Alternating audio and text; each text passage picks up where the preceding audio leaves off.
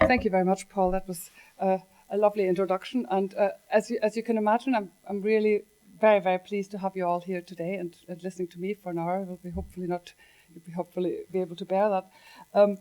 And as people say, you don't get to a place like this without standing on the shoulders of giants. And I'm really pleased to have Dorota Ivaniak here, Professor Dorota Ivaniak Emeritus, here today. It's really her fault that I'm here. She stuck her neck out to have me appointed here, and I'm sure she'll tell you the detail of that over coffee later on. Sorry, putting you on the spot there, Dorota. But the area of behaviour analysis and autism is not new to Queen's. We have had Dr. Dana Green as an honorary doctorate in of science for distinction in psychology and the contribution to understanding autism in 2005. And there's a whole list of things. I don't know if we can close the curtain. So there's Dr. Green is a great supporter of autism and behaviour analysis in Northern Ireland and has been for many, many years. And I think it's just fitting that I should mention her at the beginning of this talk and extend our appreciation to her. But before we go on any further, we want to just have a look to see what autism really looks like. So I'm going to show you a very, very short video on what autism is like, because I know not everybody is overly familiar necessarily with the concept. Oops, sorry. Okay, that's just a very brief snippet, and we hear that from parents all the time. The people that work in the field would know that this is a very common story for parents. So autism spectrum disorder is actually defined in the DSM, in the Diagnostic Statistical Manual, as a social communication disorder with restrictive interests and repetitive behaviours, and also there are some sensory issues. But to have a look at the diagnosis, it is actually just based on behavioural observations. There's no medical diagnosis. On behavioural observations and reports from parents telling the diagnosticians how the child behaves. So that's the diagnosis. In Northern Ireland, you would be interested to hear, we have now got nearly 2% of the school children in Northern Ireland with that diagnosis, just under 2%. So it's a big problem, and it's growing. It has been growing over many years now. So what do we do? Where do we go? Okay, that's a big question. What do we do with this growing number of children? Well, in the USA, in America, in some 15 years ago, it's 15 years ago now, 1999, the Surgeon General was saying that at that time, 30 years, that's now 45 years of research demonstrate the efficacy of applied behavioural methods in reducing inappropriate behaviours and in increasing communication, learning, and appropriate social behaviours. So he was very clear. The Surgeon General, that's like the Chief Medical Officer in the states, for all of the states, was saying that. More recently, the Office for Personnel Management also reviewed applied behaviour analysis for children with autism, and the panel concluded that there's now sufficient evidence to categorise ABA as a medical therapy, not just educational, and that's very important for the funding. And also, the Academy of Pediatricians endorsed the use of ABA treatment methods. Okay, so in America, we can see that all the dark green states of America are now funding ABA-based treatment as the treatment of choice, as medically necessary and educationally valuable to children with autism. You can see there's a few more missing. It's not just all roses in America either, but the vast majority, if you live in America, you have a health cover, you can avail of ABA services. So let's have a look what they do in Canada. Okay. The Ontario Minister for Education said in a memorandum for all schools, and that's what resounds with what Paul was saying about ABA methods in all schools, not just for children with autism. They were saying that this memorandum establishes a policy framework to support incorporation of ABA methods into school boards' practices. So that's for all kids, not just kids with autism. The justice in Ontario ruled that the absence of ABA means that children with autism are excluded from the opportunity to access learning, with consequential deprivation of skills and the likelihood of isolation from society and loss of the ability to exercise their rights and freedoms to which Canadians are entitled. And we have the Bill of Rights, or the Convention of the Rights for the Child and the Convention for the Rights of People with Disabilities. And without ABA, this is what the Canadian judge ruled, these children are not able to access those rights. The further judges were also saying, reinforcing what the Americans were saying, that is medically as well as educationally necessary. Okay? So you might ask, what is this ABA? What is it that people are so strongly reinforcing and saying? Well, ABA really is one of three areas of the science of behavior analysis. Like any other science, there's a conceptual basis, a philosophy of science, basically. And in behavior analysis, we call that radical behaviorism, not because we're all anarchists, but because it's radical from the Greek word, going to the root. Okay, so we're not happy with some mentalistic concepts that seem like an answer. We're going to the root. We want to know where they come from. Okay, so we're going right to the bottom. It's very distinct from methodological behaviorism, which it used to be by sort of black box psychology. We don't do that anymore. Or maybe we never did it really, but we certainly don't do it anymore now. In behavior analysis, you then have the basic science. That's the experimental part of it. Like any other science, when you think of chemistry or physics or biology, there's going to be an experimental part of it. And then, of course, you have to have the application of the science. So applied behavior analysis is the application of that science. So that puts it into a little bit of context for you. As I said, like other sciences, behavior analysis is taught at universities with professionally approved course sequences. So you're talking about a professional. So let's have a look at applied behavior analysis out of that then. So the definition of applied behavior analysis is a discovery of environmental variables that reliably influence socially significant behavior. This is really, really important. I'll come back to that. To develop interventions for behavior change that take practical advantage of discoveries from the experimental analysis of behavior. Does that make sense? So we have the experimental analysis of behavior that have a big body of knowledge, and applied behavior analysis is the application of that big body of knowledge to socially relevant behavior. Okay, so you'd sort of think all good and well. So let's have a look locally. What are we going to do? Okay, what are we going to do locally? We have an Autism Act, which has been enacted in 2011. We have the Autism Strategy, which just came out earlier this year, was launched by the Minister in January. And we have an action plan that was launched at the same time. We also, in the UK, we have NICE guidelines for the diagnosis of autism. We have NICE guidelines for the management of adults with autism and for children. So quite recent work. And you'd sort of think that we probably are pretty ahead of the game when it comes to autism and behavior analysis. But none of these documents included any recommendation for ABA-based interventions. In fact, what the NICE guidelines are saying, in a review of the evidence, the guideline development group found no evidence in support of ABA and therefore could not make recommendations about ABA. So, what happened? That's the question. How did that get lost in translation when we all speak in English? I mean, I might have something to say about that with my German roots. But, well, okay, it's me. We might argue about American, but it's all in the English language. We get asked all the time, how come the Americans are endorsing ABA so strongly, the Canadians are doing it, Australia is doing it, why are we not doing it in Northern Ireland? So I thought, well, I'll go back to my German roots and see. Because after all, Leo Kanner, who coined the term autism, as well as Hans Asperger, who lent his name to the Asperger's conditions, were all native German speakers. So maybe there's some help there. So I went to the German philosopher Alfred Schopenhauer and see what he has to say about the problems with a new idea. Because ABA seems like a new idea. What are the problems with a new idea when you want to bring in a new idea? So he said, ein neuer Gedanke wird zuerst verlacht, dann bekämpft, bis nach längerer Zeit als selbstverständlich gilt. So all sorted then. Okay? Jerry, don't you pipe up because you could probably understand that. Okay, so we need the translation. We need to translate that. So what he was saying was, new ideas are first ridiculed, then violently opposed, and finally acknowledged as self-evident truths. You probably have heard that quote before, but I just wanted to give myself the idea.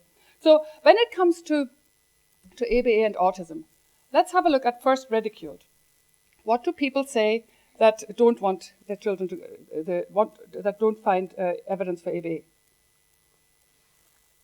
I'm going to just outline this in my talk. Will then answer these questions in more detail. First, it's ridiculed. They say ABA is one approach for autism, and we don't promote a one-fits-all approach. We prefer an eclectic approach. Or they say ABA changes the person, and we accept the person as who they are.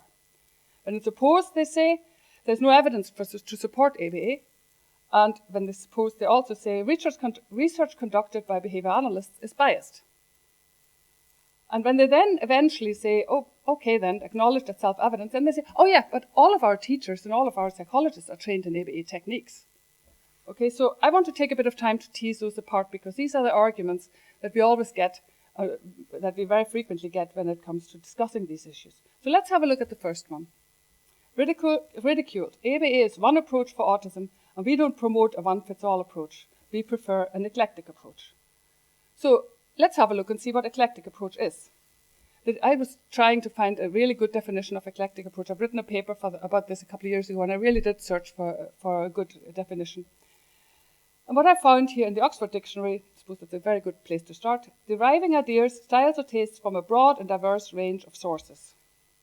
But when it comes to education, what I found was that the eclectic interventions really come down to an assortment of educational and therapeutic techniques that are as varied as the school districts from which they come.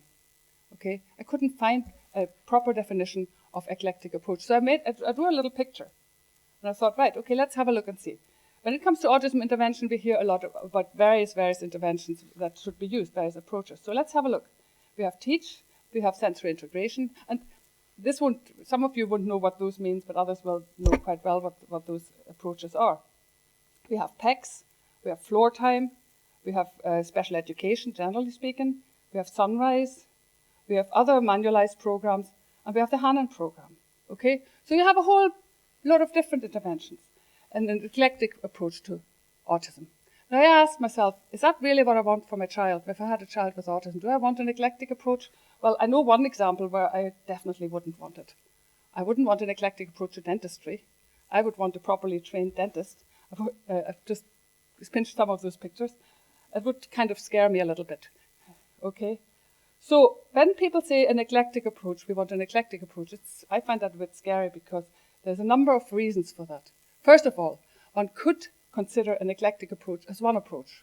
Okay, it's opposite. It's an eclectic approach. It's just one way of doing things. You could do it other ways. You could, for instance, go for specialist approach. Okay, so eclectic approach really is one approach. The problem with this one approach is that comprehensive training is impossible. You can never be trained in all the different methodologies. It's impossible in one lifetime. And who makes the decisions about what to include and what to exclude? Who is that person who makes that decision? A person who obviously isn't trained in all the potential methods because it's humanly impossible. That person is the person that makes the decisions about what to include and what to exclude. So it's obviously, you draw your own conclusions, but ultimately it depends on the kinds of methods that they know, that they have been trained in. So it's never going to be truly eclectic because it can't be trained in all of them. So it's a circular reasoning there. Eclectic also doesn't have a coherent theoretical knowledge base, because each of these comes from a different knowledge base. There's no coherent knowledge base. And some of the interventions might be evidence-based, some of them might not be. We don't know. It just depends on the mix. But some of them might also counteract each other. So you might have one that teaches your child a particular skill and another one that says, no, when he wants to learn that skill, just give him a bit of space. So there could be a conflict in the interventions. And also, we don't know what the synergy effects cannot be controlled. So if you use those three, what was that saying? The sum is always more than the whole is always more than the sum of its parts.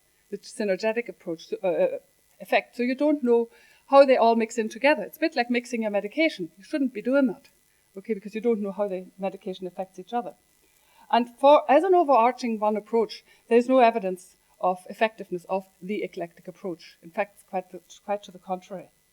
So the one approach that is promoted for all in Northern Ireland is the eclectic approach. And then all of a sudden, so we have this, and thank you, Tara, for posing for me for this one. And just a wee reference to the FIFA World Cup fans, and thank you for being here rather than watching the footy. But I believe there's no live games on today, so I think we're safe. So we were saying one approach is not, these people are saying we don't want one approach for all. Then they offer the eclectic approach, which is, in a sense, a one approach, and then they move the goalposts. Okay? So we don't want one approach because we don't want ABA. ABA is one approach. Now, is ABA one approach? Let's have a look at that. Okay? First of all, there's a category mistakes. Okay?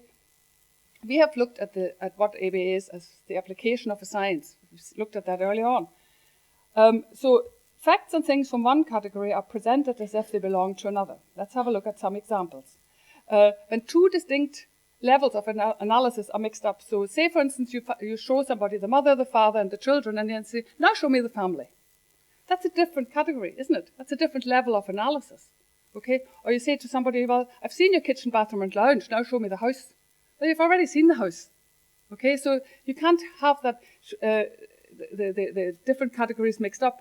So they say, well, we know DTT, that's discrete trial training, NET is natural environment training, and all the different other methodologies that fit into the applied behavior analysis, verbal behavior, PECs, and now show me your ABA.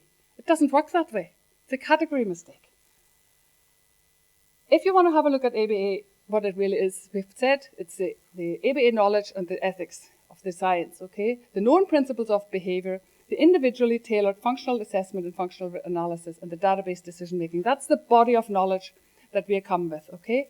Then we could come to that, with that body of knowledge, to school children in mainstream education, or to anybody else for that matter, to organizational behavioral management, or to children and families with affected by autism, okay?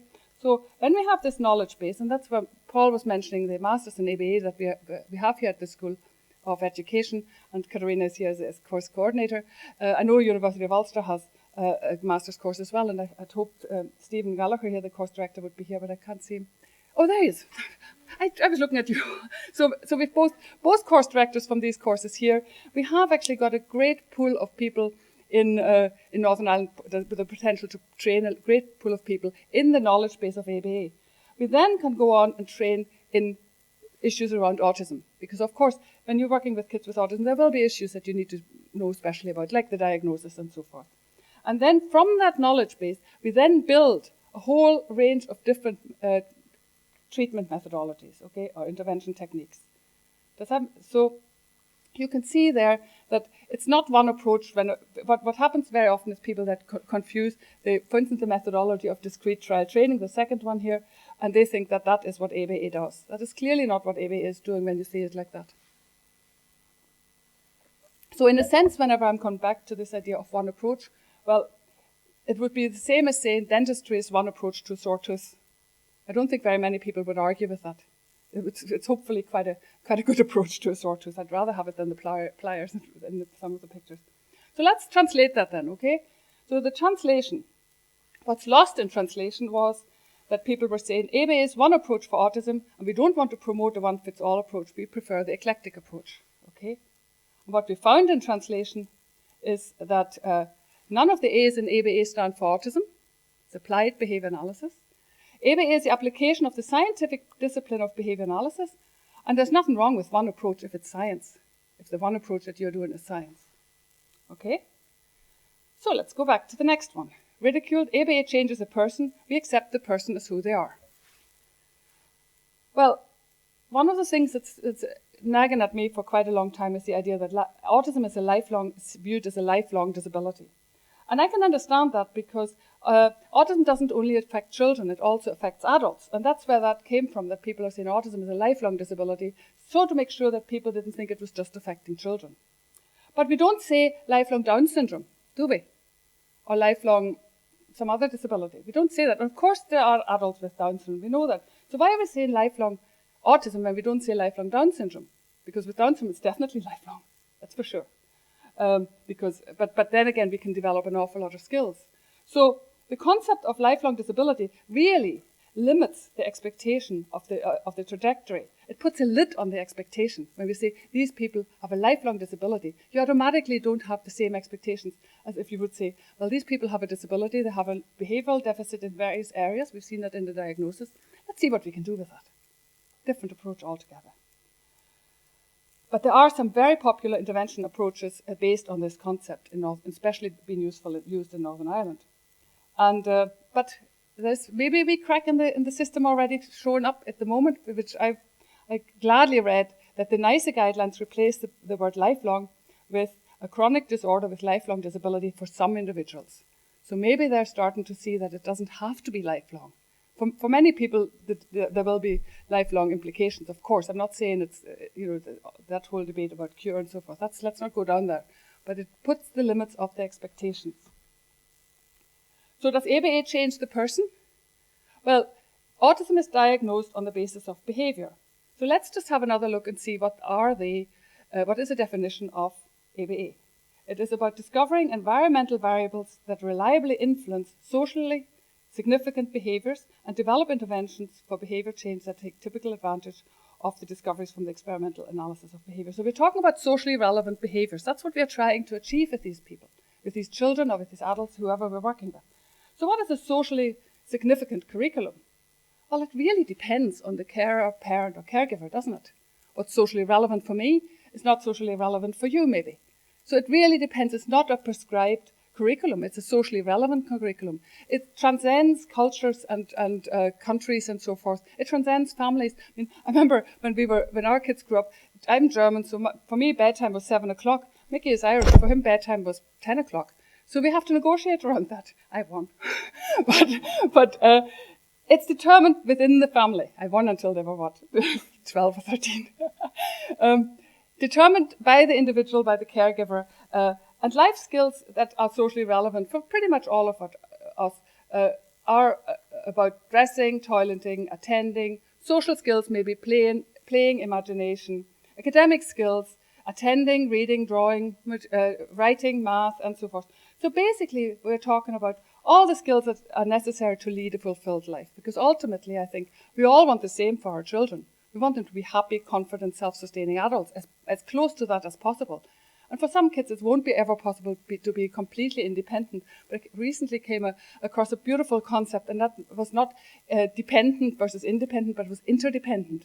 So people that might not ever be completely independent, but we can get them to a level where they're just interdependent, so that they have a network that they can be supported by. So really what ABA does, it increases the skills development to increase choices. That's what we're talking about. When a child with autism can only go like this all day long, and we can teach them to also do other things instead of that, then they have a choice. They can still go like this, or rocking or spinning or whatever they do. They can still do that, but they now have an alternative, whereas previously they didn't. Okay, so ABA offers choices, behavioural choices to the person that we're working with, and they can then decide which one they want to do. Do they prefer rocking, because that's where the reinforcers are, or do they prefer other behaviours, because that's where the reinforcers are? And our job as therapists is, of course, to make the second one more reinforcing, so that they get engaged in socially relevant behaviours, because rocking, by and large, doesn't really get you very far. Certainly not on the job market. I've tried. So the scientific model that, I'm just saying that. The scientific method of ABA starts really with selecting the behaviour to be analysed. And when I say selecting the behaviour, I mean in collaboration with the people, either when it's young children or people with severe disabilities, it's the caregivers, parents. If they're adults, of course, they have a say in it themselves. What behaviour would you like to learn? I can help you learn that, okay? We then assess and examine the histories and the records and so forth. It's a whole scientific system. Once we have the behaviour identified, we measure the behaviour. And again, we have a whole system to do that. Once we've done that, we select the treatment strategies. What are we going to do? How are we going to go about helping this person? And again, we have a whole battery of ways of doing that. Then we implement the strategies, of course. And finally, we evaluate the effects of the treatment. And really, one of the things that is really good about behavior analysis, applied behavior analysis, is that evaluation is ongoing. We take data all the time. And if we find, and we graph the data, and if we find that the behavior doesn't change in the direction that was identified as desirable, as socially relevant, we change the intervention. Okay, we don't point the finger and sort of say, that parent didn't want to help their child or didn't want to do that. We say, okay, the data doesn't show the change. Let's have a look at the intervention's obviously not doing it. Let's have a look at the intervention again, and we might find that the reinforcers weren't actually working. We thought they were nice. Reinforcers are not just nice things. They actually only reinforcers that actually work. They actually change behavior. Okay, so let's have a look at the translation. What we had found in the lost translation part, people were saying ABA changes the person, and we accept the person as who they are. And what we found was really that ABA has the same aims as everybody else. The person is accepted by helping them achieve their full potential through the scientific method. That ABA therapists or behavior analysts generally don't adopt the concept of lifelong disability so as to not restrict the expectations. And that it promotes the human rights and the rights of the child, okay, for choice, for education, and a whole range of other things. Okay, so we've had a look and said, first, a new idea is ridiculed, and then it's opposed. We've had all those ridicule ideas, we've knocked them on the head. Let's have a look and see how they are opposed. We said, okay, so ABA doesn't do all of those things, but then we still don't want it. So we say there's no evidence for ABA. Okay, so we'll have a look at the data. There are over 2,000 replicated single-system design studies. There are randomized controlled trials. There are meta-analysis, sequential meta-analysis, systematic reviews, neuroscience about the plasticity of the brain, the social validity measures, cost-benefit analysis. And if you want all the references, just give me an email. Okay, I have hundreds and hundreds of references. I can gladly send them to you. So to say there's no research to evidence ABA, not really. When we do that research, what we find are that at the moment we know that there's about 11 different interventions, all based on ABA, that are quite effective. There are others that are emerging that we don't know for sure yet, that we can't sort of really stand over. But those 11 we know work. Okay, so obviously you find you work away. You continuously assess, as I said before, you assess it as you go through the treatment, and you make sure that this particular method actually works for that child. But they're all based on that common knowledge base of behavior analysis. I want to just pick on two because I think they're quite important. One of them is the social validity measures. We do quite a bit of that. Social importance and clinical applicability of treatment goals, procedures, and outcomes. That's what social validity is. And when we ask parents about those things, like, for instance, how important do you think are the treatment goals? How important do you think are the procedures? And how important do you think are the outcomes? 90% of the parents tell us that, yes, when we do ABA, they're really, really important to us. And also what I think was really nice is when we measure the stress of those parents. And parenting a child with autism is stressful. Don't get me wrong. It's very, very stressful. I know there's some parents here in the room and they can vouch for that. But they're actually saying, while it's really hard work, we don't mind that. As long as we know what to do with our kids. What's really stressful is people saying, don't do anything. Just let the teachers or let the therapists or let the clinical psychologists deal with it. That's stressful. When we know what to do with our kids, we can get on with it. Okay, and you'll never find more motivated therapists than parents if you can get engage them. The other thing that I want to point out, which is just recently published, cost-benefit analysis. We've had a number of those, but the most recent one here from Minel and Martin Knapp from LSE, they've done a comparison between America and UK cost. Lifetime cost of for a person with autism is between near enough 1.5 million, depending on their level of ability. A lot of that cost is because of the lack of employment opportunities for those people, or parents who are giving up work. There's a lot of cost for that. The annual cost for the UK, £32.1 billion. That's how much money is spent on autism. Okay? Oops, sorry. The cost for ABA-based intervention, people sometimes say, oh, it's very, very expensive, this ABA. So yes, when it's shadow education, it could be expensive. Okay? That means when the parents have to pay for it themselves, or somebody is not offering it, and the parents have to, some other body has to pay for it, you say intensive ABA can be 20,000, can be even a wee bit more for 2 to 3 years. Okay? But that wouldn't be needed if behavior analysis were freely available in statutory health, social care, and education system. If the people that work in those systems were trained in behavior analysis, we wouldn't need shadow education. Okay? So that's where that argument is really, it's not expensive. It's that the people that are doing the job anyway, because a lot of these kids have a one-to-one teaching aid. When you look at classrooms that have, in special needs schools, you very often have very high adult-to-child ratios. But those adults are not trained to do ABA. If they were, then we would be going places. And you don't have to necessarily have to one-to-one intensive all of the time, because these kids need social skills as well. They need to learn to play with other kids. So when we are reaping the fruits of the labor, of this labor, and it's hard work, ABA-based interventions in the USA means that they are now treatment as usual. What it costs them is 26 cents, 15p per member per month. And they have a health insurance system in the States. So it's not expensive. And you think, wouldn't we all not mind paying an extra 15p a month to help those kids to achieve what they could achieve? Oh, sorry, that was it, yeah. And the effects can be optimal outcome, okay?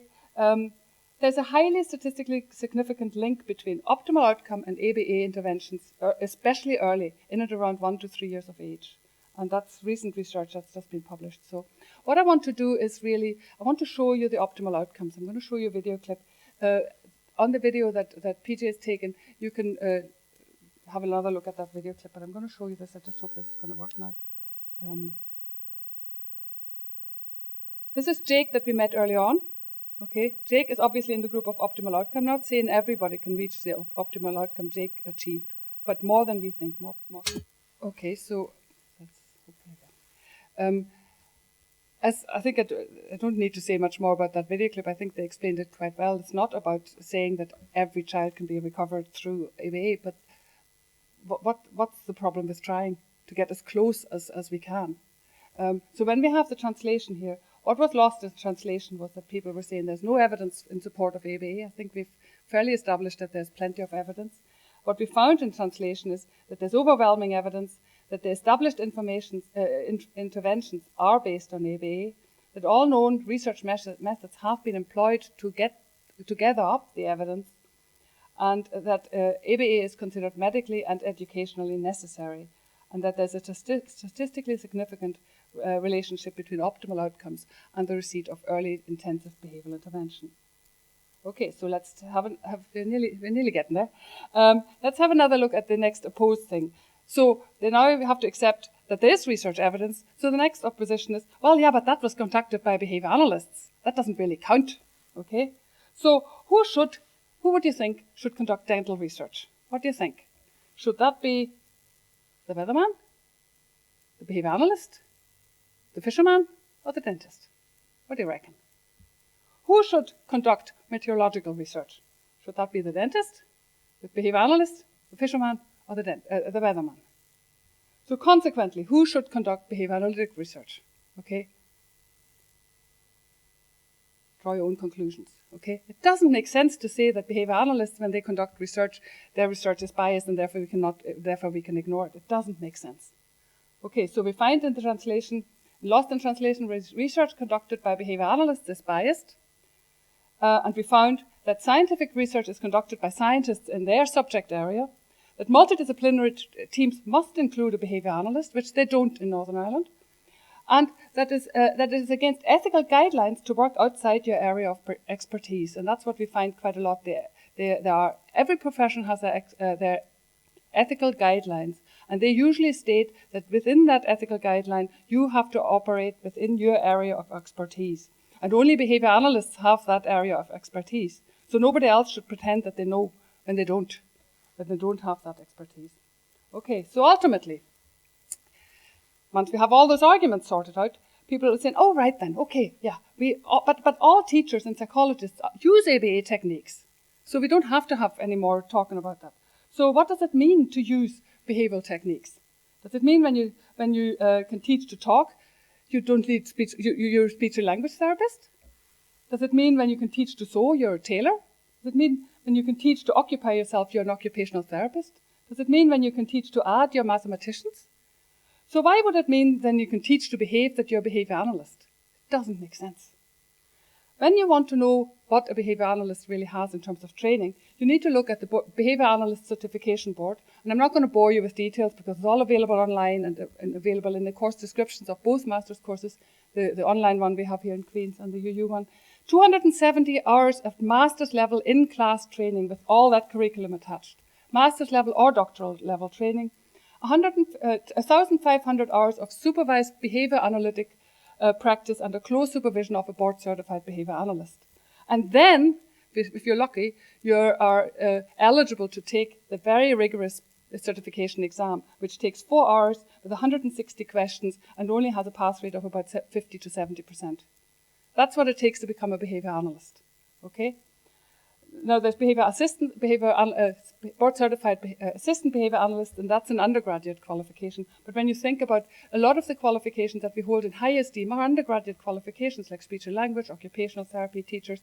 Well, teachers have a postgraduate certificate sometimes, but for the most part, they are undergraduate qualifications. In behaviour analysis, that's our assistants. Okay? So when you look at behaviour analysts, that's master's or doctoral level training. So here you have the lost in translation. All teachers and psychologists are trained in the use of ABA techniques. Well, that doesn't make sense when you sort of think like behavior analysis is a scientific discipline, and behavior analysts are certified professionals with approved specific master's or doctoral training. And using some behavioral techniques does not equate to being a behavior analyst. So let's have a look at where we can get this training. Okay, we're going back to the States now. Not bad. Each of those dot means a master's course in behavior analysis. Not not great in the middle, in the central part of America, but around the coasts you definitely have a lot of, and especially California is particularly well advanced in behavior analysis. There's a good few courses here that people can take. Some of them are online, some of them are in class, and some of them are blended.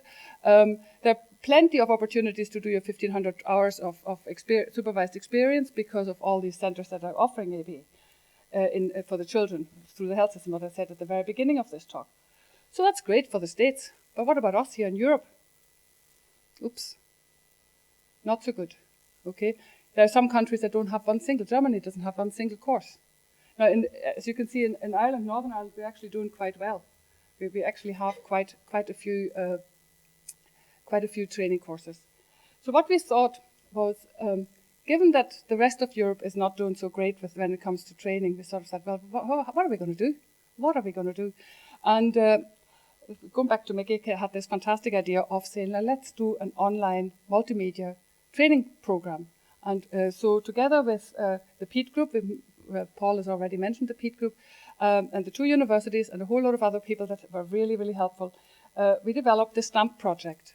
And the STAMP project was really to have this online teaching tool that had been developed by the PEAT group with the universities here in Northern Ireland. At that time, it was a lottery grant, and we couldn't give it to anybody else. There were 1,000 free copies in Northern Ireland given to parents.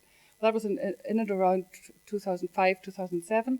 But we couldn't give it further because we had so many people. As soon as we spoke about it at conferences, people were saying, well, can I have a pack? Can I have a pack? And we couldn't because the grant had specified it was only for Northern Ireland.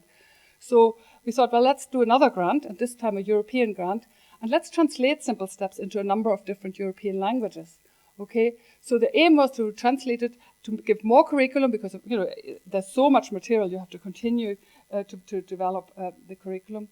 There's a STAMP web page. Anybody who the Simple Steps web page. Anybody who is not familiar with. So after a couple of years' work, we launched the first STAMP project in 2010 at Stormont. The partners there were Northern Ireland, Germany, Spain, and Norway. So those 4 languages are now included.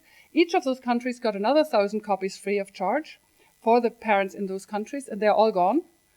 So we're told in those various countries. So when some people say sort of this is a very commercial thing, it's nothing to do with commercial. It's about training parents and families. And then more recently, we had another STAMP project, and this time we had Italy, Netherlands, Iceland, and Sweden involved. Of course, again, Northern Ireland and as lead partners. And this time we were putting it online, so it's much easier to access for people 24/7. And they all got a lot of free licenses.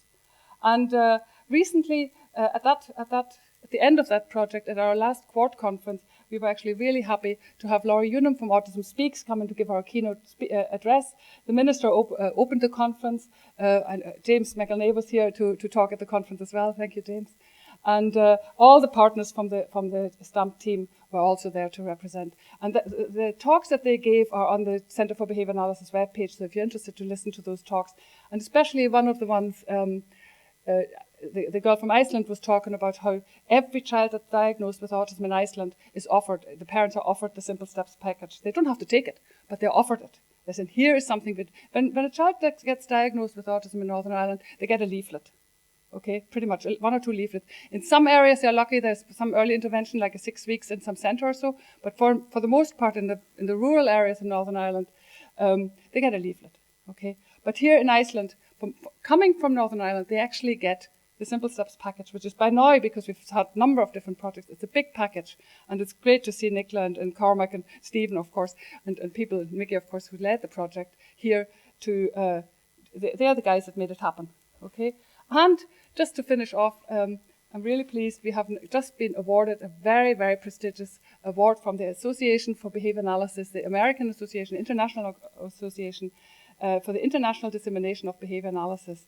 And that will be bestowed next year in May at the convention. So we're really, really happy with that. So overall then, what did we find in translation? Okay, we were starting off by saying something got lost in translation. So what did we find? ABA translates into overcoming barriers. It translates into ensuring choice, human rights, equality, and true active participation of the parents. It translates into achieving potential, cherishing the person for who they really are, and given the opportunity. And I sort of think cherishing the difference, accepting the difference, and valuing the difference we can make in those people's lives. Okay? So, as I said, lots of references. And finally, just to thank you all, I want to just put a picture up because Paul thought my mum was here. My mum can't travel anymore, but we were over in April for her birthday, and that's the family with my mum. So thank you very much.